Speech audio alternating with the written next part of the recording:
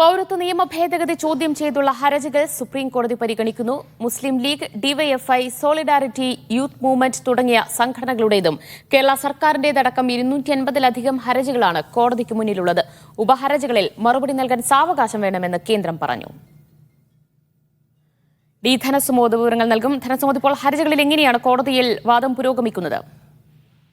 ഇപ്പോൾ മുസ്ലിം ലീഗിന് വേണ്ടി ഹാജരായ കപിൽ സിബിലാണ് വാദം പറഞ്ഞുകൊണ്ടിരിക്കുന്നത്. കപിൽ സിബിൽ ചൂണ്ടിക്കാട്ടിക്കുന്നത് ഇത് ഒരു തവണ ഈ നിയമം നടപ്പാക്കി തുടങ്ങിയാൽ പിന്നീട് അത് തിരിച്ചു വരാൻ വളരെ പ്രയാസമാണ് എന്നുള്ള കാര്യമാണ്.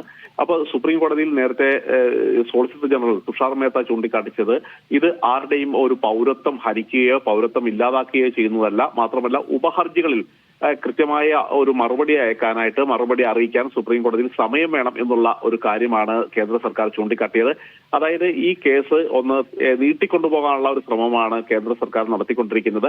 ഈ സമയത്ത് ചീഫ് ജസ്റ്റിസ് ചന്ദ്രചൂഡ് ചോദിച്ചു, എത്ര സമയമാണ് നിങ്ങൾക്ക് മറുപടി ഉപഹർജികൾ നൽകാൻ എത്ര സമയമാണ് ആവശ്യപ്പെടുന്നത് എന്ന് ചോദിച്ചപ്പോൾ 4 ആഴ്ചയാണ് തങ്ങൾക്ക് വേണ്ടത് എന്നുള്ള കാര്യമാണ് ചൂണ്ടിക്കാട്ടിയത്. മാത്രമല്ല ഈ ഹർജികൾ പലതും ഒരു കെട്ടിച്ചമച്ച രീതിയിൽ വലിയ ഒരു ആശങ്ക ഉയർത്തുന്ന തരത്തിലാണ് പല കാര്യങ്ങളും പറഞ്ഞിരിക്കുന്നത്. കാര്യം ഇത് ആരുടെയും പൗരത്വം ഹരിക്കുന്ന ഒരു കാര്യമല്ല എന്നുള്ള ചൂണ്ടിക്കാട്ടിയാണ് ഈ ഹർജികളുടെ ഒരു നിലനിൽപ്പിൽ തന്നെ ചോദ്യം ചെയ്തിട്ടാണ് തുഷാർ മേത്ത സോളിസിറ്റർ ജനറൽ തുഷാർ മേത്ത വാദിച്ചത്.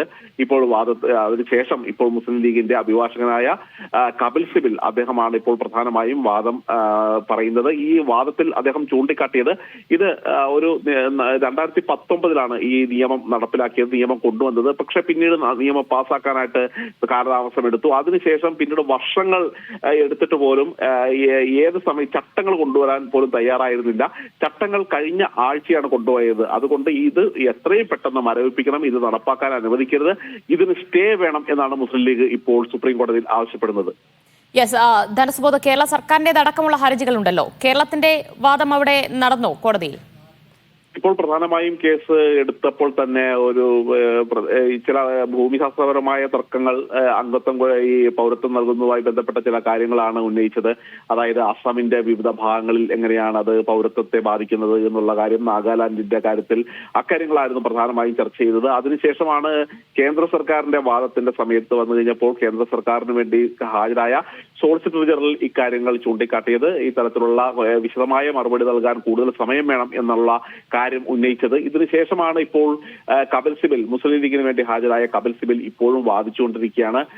ഇത് കപിൽ സിബിലിന്റെ വാദത്തിന്റെ ഒരു അകക്കാമ്പ് എന്ന് പറയുന്നത് തന്നെ ഈ CAA എന്നുള്ളത് തന്നെ ഒരു മതത്തിന്റെ അടിസ്ഥാനത്തിൽ നിർമ്മിച്ചൊരു നിയമമാണ്. ഇത് ഒരു ഭരണഘടനാ വിരുദ്ധമായിട്ടുള്ള ഒരു നിയമമാണ് നടപ്പാക്കിക്കൊണ്ടിരിക്കുന്നത്. അതുകൊണ്ട് ഇത് ഒരു കാരണവശാലും നടപ്പാക്കാൻ അനുവദിക്കാൻ പാടില്ല. ഇത് ചട്ടത്തിൽ ഉൾപ്പെടെയുള്ള കാര്യങ്ങൾക്ക് സ്റ്റേ വേണം എന്നുള്ള ശക്തമായ ആവശ്യമാണ് മുസ്ലിം ലീഗിന് വേണ്ടി കപിൽ സിബിൽ ഇപ്പോൾ സുപ്രീം കോടതിയിൽ ഉന്നയിച്ചത്. അദ്ദേഹം ഇപ്പോഴും വാദം തുടരുകയാണ്.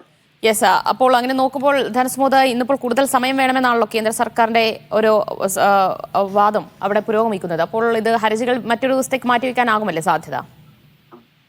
ആരുടെയും പൗരത്വം റദ്ദാക്കപ്പെടുന്നില്ല. ഹർജികൾ മുൻവിധിയോടെയാണെന്നുള്ള കാര്യമാണ് കേന്ദ്ര സർക്കാർ ചൂണ്ടിക്കാണിച്ചിരിക്കുന്നത്. അതുകൊണ്ട് തന്നെ മാത്രമല്ല ഈ കേന്ദ്ര സർക്കാരിന് ഇങ്ങനെയുള്ള ഒരു ഹർജി സമർപ്പിച്ചിരിക്കുമ്പോൾ ഒരു കൃത്യമായ ഒരു മറുപടി സമർപ്പിക്കാൻ, സമയം ചോദിക്കാൻ അവകാശമുണ്ട് എന്നുള്ള ഒരു കാര്യം തന്നെയാണ് പറഞ്ഞിരിക്കുന്നത്. മാത്രമല്ല ഇപ്പൊ മുസ്ലിം ലീഗ് ചൂണ്ടിക്കാട്ടുന്നത് ഇതിനകത്ത് കാര്യം എന്തിനു വേണ്ടിയാണ് ഈ ചട്ടം നിർമ്മിക്കാനും നിയമം പാർലമെന്റിൽ മേശപ്പുറത്ത് വെച്ചതിന് ശേഷം 4 വർഷവും 3 മാസവുമാണ് വൈകിപ്പിച്ചത്. അങ്ങനെയാണെങ്കിൽ എന്തിനാണ് ഇത്രയും നാൾ വൈകിപ്പിച്ചത്? അതുകൊണ്ട് ഇവർ ഈ നടപ്പാക്കാൻ പോകുന്നത് ഒരു ദുഷ്ടലാക്കോടുകൂടിയാണുള്ളത്. അതുകൊണ്ട് ഒരു കാരണവശാലും മതത്തിന്റെ അടിസ്ഥാനത്തിലുള്ള ഒരു നിയമം നടപ്പിലാക്കാൻ അംഗീകരിക്കില്ല. ഇത് എത്രയും പെട്ടെന്ന് സ്റ്റേ ചെയ്യണം എന്നുള്ള ആവശ്യം തന്നെയാണ് മുസ്ലിം ലീഗ് ഇപ്പോൾ ആവശ്യപ്പെടുന്നത്.